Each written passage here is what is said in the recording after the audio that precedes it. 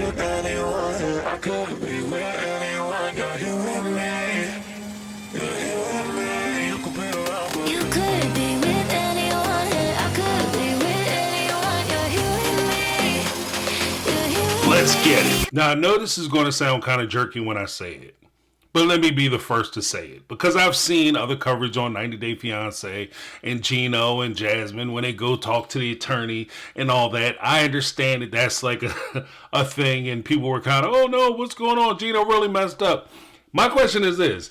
Did he? Did he mess up? Did he make a mistake? Did Gino neglect to put the kids' names on the K-1 visa application as an oversight?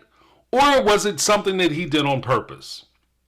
Now, I think that the way this kind of shakes out, obviously I can't prove one way or another. It's just kind of a feeling I have and a creeping suspicion that I have. The first thing is that when Gino went in and he talked and bragged about how he was the one who filled out the paperwork and he knows it's perfect because he did it and it's perfect because she's here, and he did that whole thing with the attorney that's right here, the attorney. And he talked to the attorney and he told him, oh, well, I did the paperwork. And the guy said, First thing, when you talk to an attorney about anything that involves legal documentation, whether it's a will, whether it's divorce papers, whether it's a K-1 visa for immigration, immigration in and of itself can be very complex litigation. It can be very complex procedural document heavy stuff that you have to submit to make sure everything is right. You very well may want to hire an attorney. Not hiring an attorney for matters like this, like I said, immigrations, divorces, things of that nature, trying to do prenups.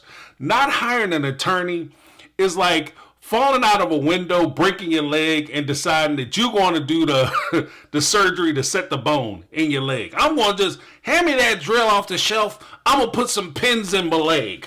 Like, that's not a good idea. And it's never a good idea for you to try to do this. I would always suggest that you get an attorney.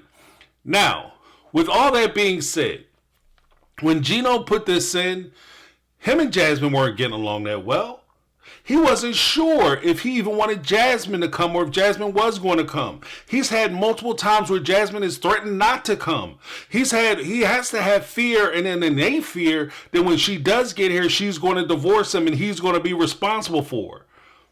Now, if she has her children here, that's one more thing that he's going to have to pay, because like it or not, when the kids get here under his name, as far as a visa is concerned, he's going to be financially responsible for those children. Which means that if Jasmine decides that she wants to pack a bag and take off, and a note of Natalie, where they stay married for 6 months, and then all of a sudden she decides that she wants to be in Miami, she packs the kids up. Now Gino finds himself having to stroke out a check to make sure that he pays and provides for not only Natalie, but for her 2 children. And that could be a big problem for Gino.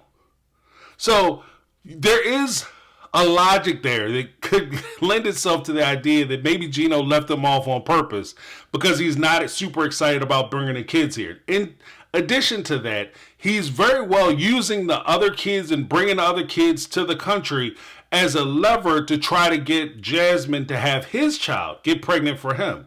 So if he brings the kids here and they're doing the kids, that's one more thing that Jasmine can throw in his face and say, well, you can't have another baby because you're not taking care of these babies, and these babies are so important to me, And that will be a problem for her. Now, on the flip side of that, here's my thing. If none of that is true, and maybe Gino is so cheap that he wanted to do it himself and he wanted to take care of it alone, and he wasn't trying to, be sneaky or conniving, which is a possibility, but he wasn't trying to do any of those things. Okay, fine. My question is, or more to the point, my point is that Gino knows what his money looks like. When you're talking to Jasmine, how much money has he provided to Jasmine during the time that they were dating? How much money has he paid? He was paying for her to have a luxury apartment, her and her sister. He was sending money down for the family. He was paying for her boobs. He paid for her lips. He paid for her nose job. He paid for her teeth. He paid for her facelifts. He paid for her chin reduction. Eventually, he wound up paying for her booty, getting a Brazilian butt lift that was contributed to not only by him, but also supplemented by Dane, or Dan, as she says it. So there's a lot of money that was flowing. My thing is this: when she demanded to get a new ring, when she took the money that was supposed to go towards the wedding and go towards getting a dress done, she stole the first money and got her butt done. But then he turned right around and bought her another $4,000, $5,000 dress. Then he paid for a wedding. Then he was paying for them to go to Miami and try to impress her that way, and always throwing money around. Now he's crying broke, saying he can't afford to pay for an attorney to get her kids here. And what I would say to not only Gino, but to Jasmine as well, if you were actually genuinely concerned about making sure your kids got here, when he sent you that money down for that dress, that $5,000 down for the dress, you should have took $4,000 of it, put it aside, and you take the other $1,000 and go buy yourself a dress. When he was sending money down to get your boobs and all that cosmetic surgery done, you should have insisted that he hire an attorney. Save that money, get an attorney. But you wanted to be high five and ready to fly once you touch down so that you can go to Miami, New York, California, LA, so you could be famous, you could start your modeling career. That's what you were worried about. And so when she sits there and says that she doesn't understand how Gino can be so cheap and how he can mess this up and how they need to hire an attorney, lady, you're sitting on your attorney. The money that you paid to get your butt done by itself would have paid for you to be able to take care of that 8 to 12 months, because he said it was $5,000 to start to get that ball rolling for the immigration status. You're sitting on your damn kids coming to the United States. And then later on, we're going to hear the whole thing where she always, per usual, threatens that if I known that I would not be able to bring my children, I would have stayed in Panama. Well, you know what? Planes leave United States every day to go to Panama. You could be on one of those planes if it was that important to you. But I noticed that you didn't pack a bag and you didn't get on a plane. Let me know what you guys think. That's my take.